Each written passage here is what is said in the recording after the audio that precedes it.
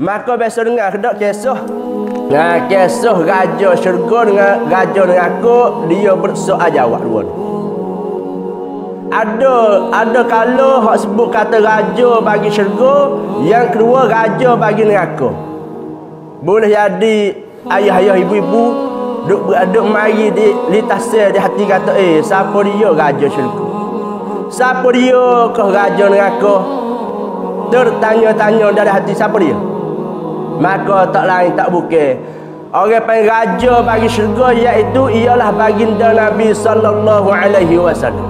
Tapi kalau sebut kata raja bagi neraka, tak lain tak bukan kena kepada iblis. Maka ada satu hari,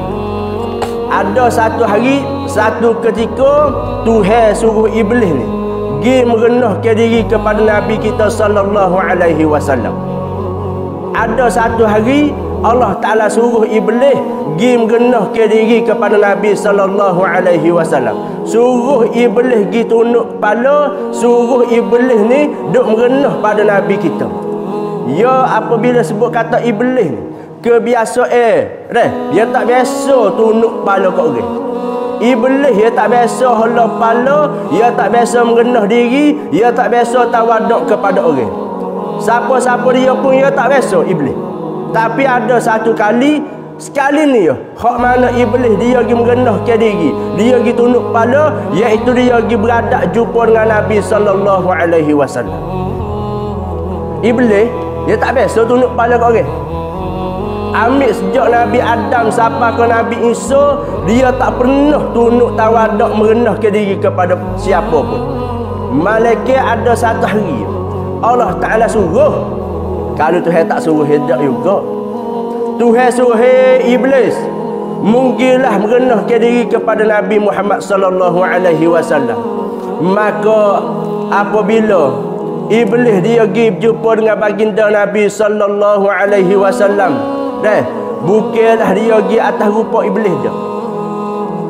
Apabila dia pergi jumpa dengan baginda Rasulullah, dia tukar, dia saling jadi rupa seorang lelaki yang tua.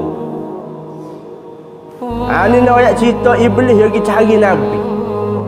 Dia pergi beradak dengan Nabi, dia saling rupa, dia pelerang, dia tukar rupa asal iblis jadi rupa manusia yang orang tua. Lagi pula keadaan dia berjanggut 10 orang yang janggut. Dalam kita kata serupa dengan ekor lembu. Janggut dia tu. Apabila sebut kata iblis ni, dia boleh saling jadi rupa manusia. Dia pandai ubah jadi rupa manusia, dia boleh. Dia nak jadi rupa siapa dia, hak dia nak jadi, dia boleh. Dan iblis pula dia pandai buat suara ikut suara hak siapa dia yang nak turun. Ni iblis. Tu heavy kelebihan kepada iblis, dia boleh buat rupa ikut siapa dia yang dia nak buat. Tak kira manusia atau binatang, suara manusia atau suara binatang, Tuhan izin. Dia boleh buat belaka suara atau rupa. Malaikat soya hak dia tak pandai, iaitu rupa Nabi Muhammad dan suara Muhammad. Suara Muhammad iblis nak tiru tak boleh. Rupa Nabi Muhammad dia nak pelerang, dia nak buat rupa serupa dengan Nabi Muhammad tak boleh. Maka lalu itulah dia berjumpa dengan Nabi, dia buat rupa seorang lelaki yang tua. Apabila dia beradak dengan Nabi, apabila dia jumpa dengan Nabi, maka nak royak adab. Iblis ni dia berjuruh juga. Apabila dia berjumpa dengan Nabi, maka dia kata Assalamualaikum ya Rasulullah. Nak royak kata iblis ni beradab juga. Iblis ni berjuruh juga. Dia kata Assalamualaikum ya Rasulullah atau Assalamualaikum ya Muhammad. Nak royak iblis ni salah teruk berat dah dia ni. Dia berat salah dengan Tuhan ni, sekiranya Tuhan maki, Tuhan cela dia dalam Quran, wa kana minal kafirin. Tapi walau bagaimana jahat teruk sekalipun dengan Tuhan, tapi dia berjuruh juga dengan Nabi. Dia beri salam kepada baginda, ya Rasulullah, ya Muhammad.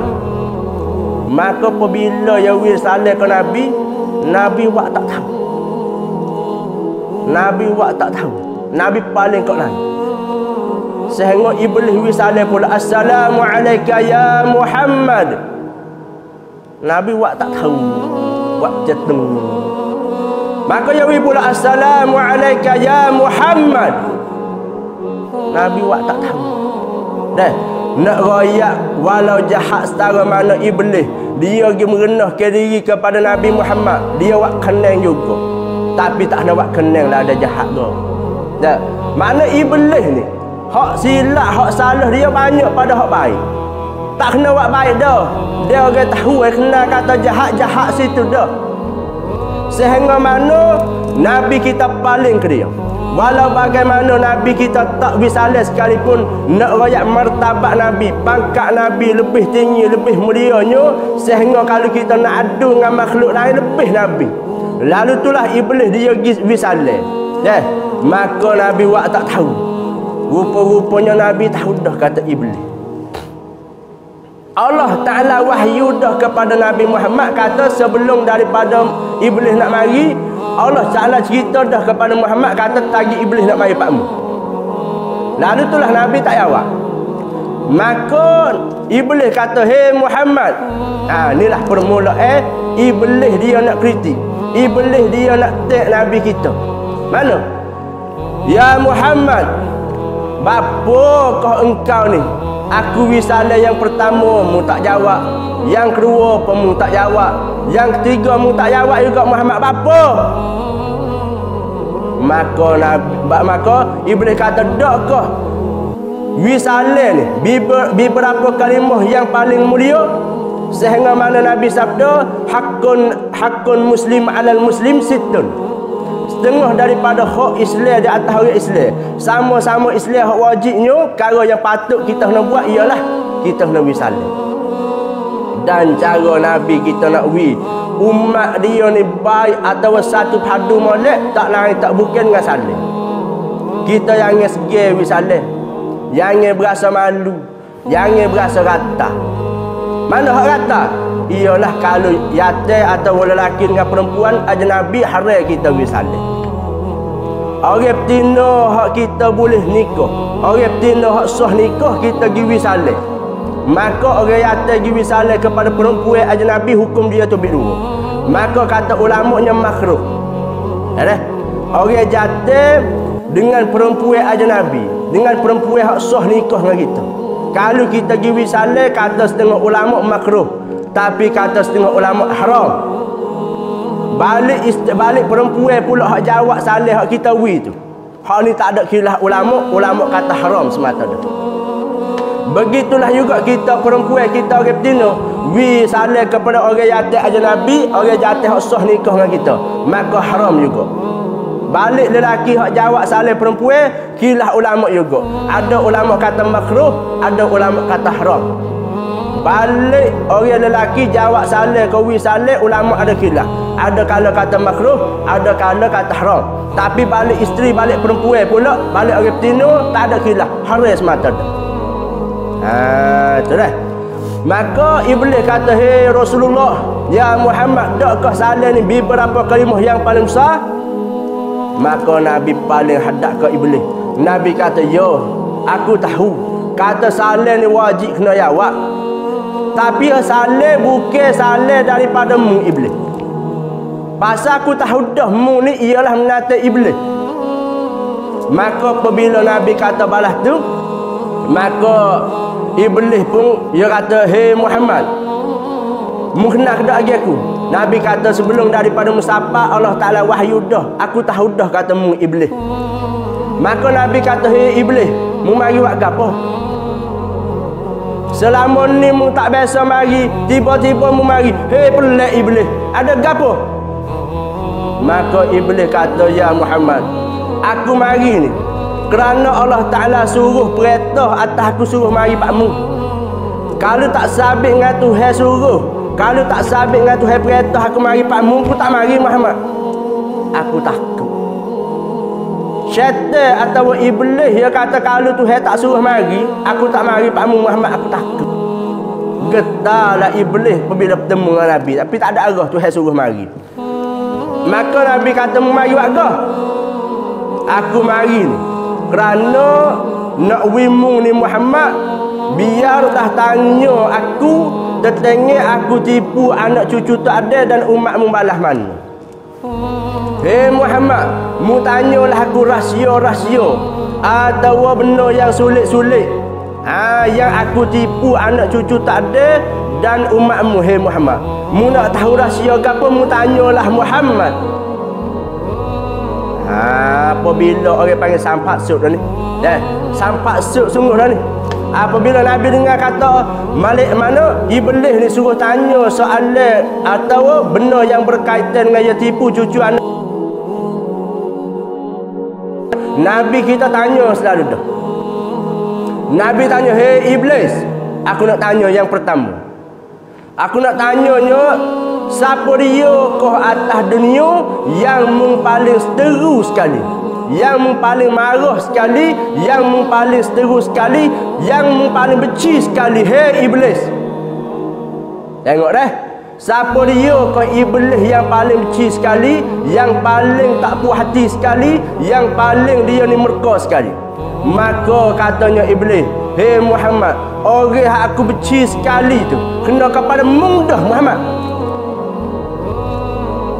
Tu tengok, mudah Muhammad, orang yang aku seteru sekali, orang yang aku marah sekali, mudah Muhammad. Tu nak kata Nabi kita ni seteru Iblis sekali dah. Hak paling besar sekali dah, tak lain tak bukan Nabi kita Muhammad. Hak Iblis marah. Maka boleh tahu ke tak, bapakah Iblis dia marah sangat ke Nabi? Bapakah dia boleh jadi seteru yang paling besar sekali?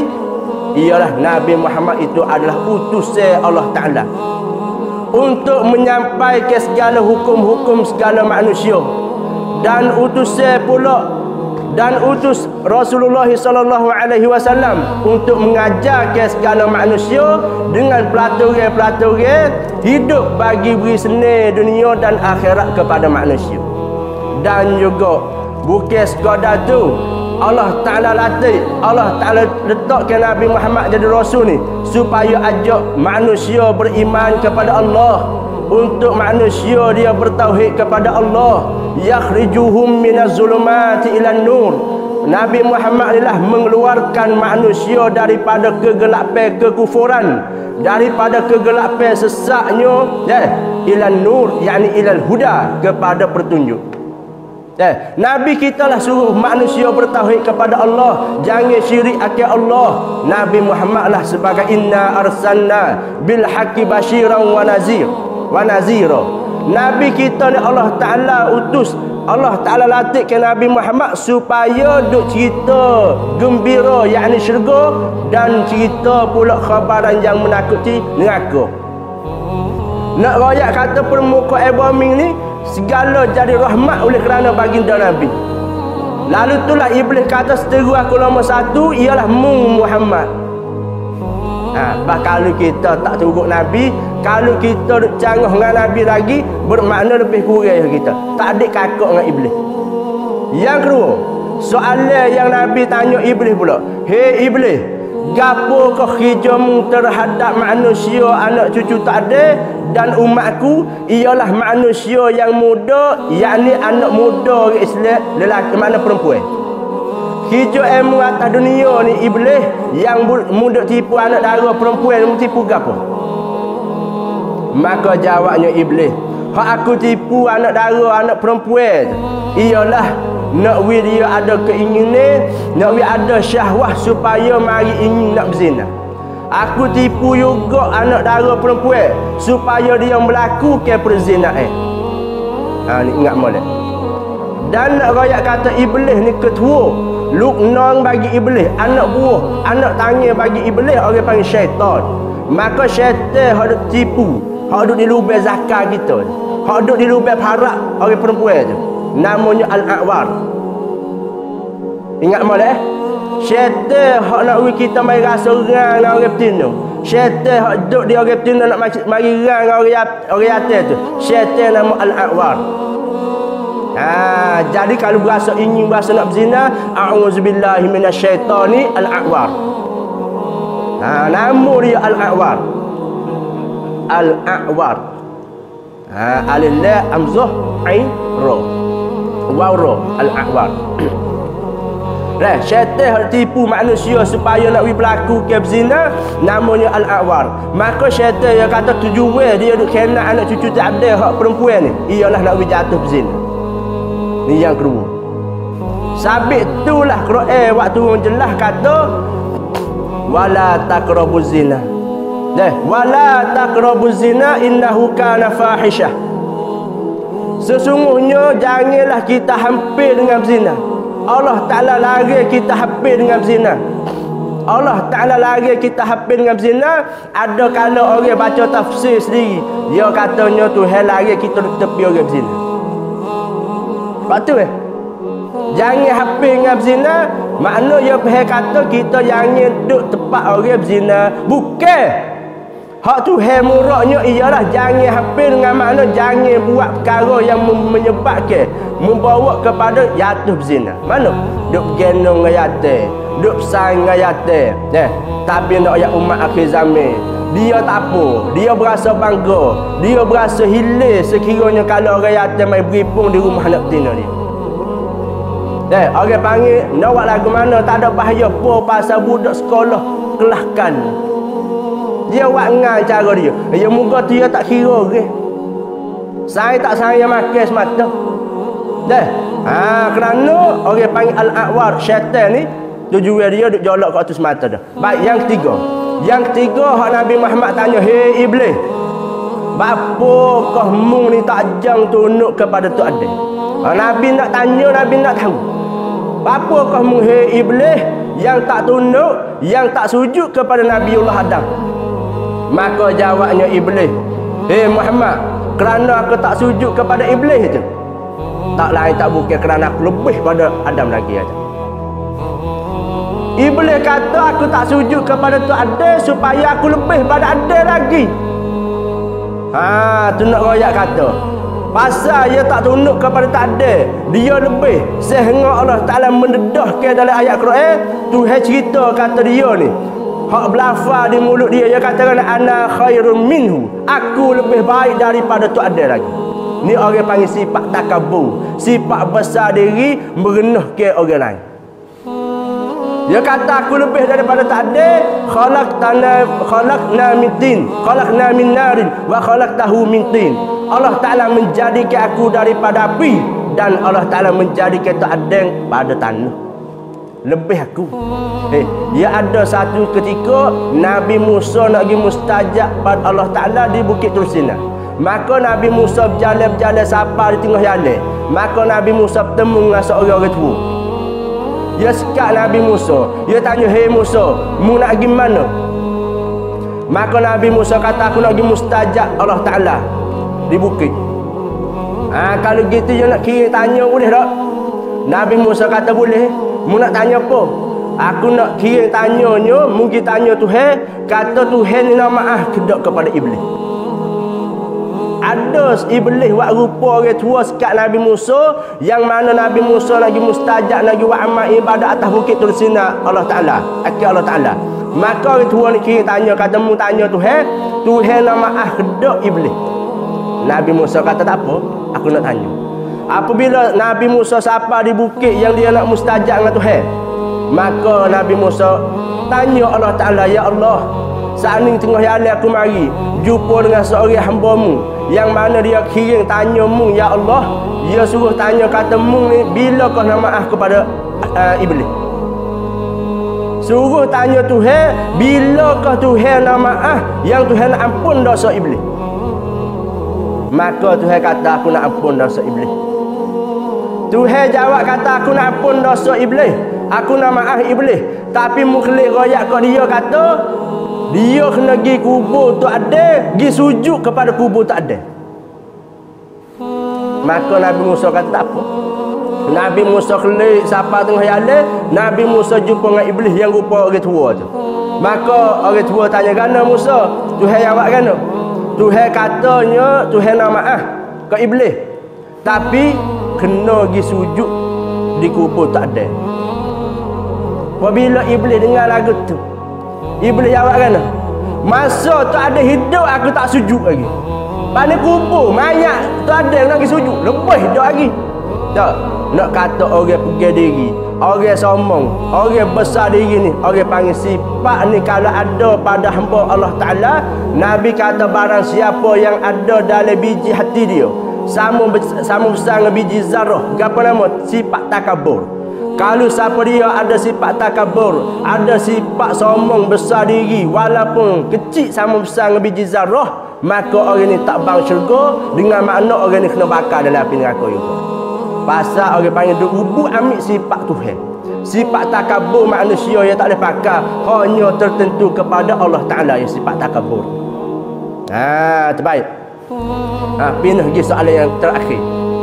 Nabi tanya pula, hei Iblis, awal-awal yang mung duk tipu anak cucu tak ada, atau umatku yang mung nak sekali gapo? Orang panggil kemocok atau berdera paumai hak mung nak tu, hak mung tipu manusia anak cucu tak ada, yang mung nak penting sekali gapo nama? Hei Iblis. Maka Iblis jawab, hei Muhammad, aku ni tak ada nak muka lain, hak aku penting sekali ialah memalingkan orang beriman kepada kufur. Wal'iyazabillahi min zalik. Hak ni orang panggil boleh dengar cirak-cirak buah iblis hak jawab kepada Nabi Muhammad. Dan ingat molek dah, kemocok atau asah atau awal-awal perkara yang penting bagi iblis, dia nak wi manusia anak cucu tak ada ni hak beriman kepada Allah, wi tukar jadi murtad, wi tukar jadi kufur, wi tukar jadi jatuh agama Islam. Hak mana Islam dah dia pisah nak wi jadi murtad, hak mana beriman dah dia pisah jadi kufur. Sabit itulah kita tengok di hari ni dah. Orang panggil perkara yang tak munasabah dia boleh buat belakang dah. Belagak Firaun lah, pakai tak tahu gapo nama dah hari. Nak royak akidah umat Islam akhir zaman mudah sangatlah jatuh murtad. Sekiranya kalau tak belajar akidah, kalau tak belajar bab ketuhanan, bab kerasulan, bab ilmu usuluddin, maka menyebabkan jatuh agama ngak tak khabar tu mudah. Agama nak terlucu tak payah ni. Orang panggil kalau ada dalam lubuk hati kita, orang panggil syirik jalil. Syirik jalil ni kita kosi dengan Allah Ta'ala, muka lain katik kita pergi, tapi Tuhan ada juga. Orang panggil syirik tu. Sekiranya kalau syirik, Tuhan tak ampun dosa. Kalau dia mati dalam keadaan syirik, kalau dia tak taubat belum dia syirik, dia mati dia tak ada taubat dosa syirik dia, maka harapan dia nak masuk dalam syurga tak ada. Duduk dalam api neraka tak ada hari tubik, duduk dalam api neraka selama-lamanya kalau syirik. Tapi kalau dia nak taubat juga, dia kena mengucap 2 kalimah syahadah semula. Murtad jatuh agama tu. Mana? Orang panggil pucuk atau sahabat bagi jatuh agama 3. Perkataan. Dia kata benda yang bukan-bukan. Semaya tak wajib dah. Semaya tak wajib dah. Gi ingkar perkara yang wajib ijma' ulama kufur. Okay. Zina tak apa. Zina tak apa. Sedekah zina ijma' ulama mengatakan haram, tapi dia kata tak apa. Kufur, jatuh agama. Ma hurrima bil ijma', bagi yang di mana diharamkan oleh ijma' ulama. Semua ulama kata haram belaka zina, dia kata tak apa. Ulama kata haram duit riba dak biar, dia kata tak apa. Kufur, jatuh agama. Dengan mulut. Kalau dengan hati pula, dengan hati pula dia pergi Tuhan ni tak ada, dia pergi Tuhan baru, dia pergi Tuhan serupa dengan makhluk, dia pergi ada Tuhan yang lain pada Allah, pergi Tuhan bukan Tuhan ada 2, ada 3, jatuh agama. Tapi muka ni orang tak nampak dalam hati masing-masing. Yang ketiga, boleh dia jatuh agama dengan sebab perbuatan. Perbuatan dia tu semua berala. Tu kita nak ngaji empat suku tu pula. Maka 4 perkara ni lah kita nak ingat molek bahawasanya perkara syaitan dia bercikali Nabi Muhammad. Dan dia hijau nak tipu anak Islam kita, ialah anak perempuan we jatuh melakukan berzina. Lagi pula nak ajar kepada kita yang ketiga ialah jangan buh dalam hati kita sifat takabur. Yang keempat, kena jaga akidah kita molek, pegangnya kita molek supaya jangan we syaitan karu, iblis karuk supaya we kita jatuh dalam agama. Terbaik.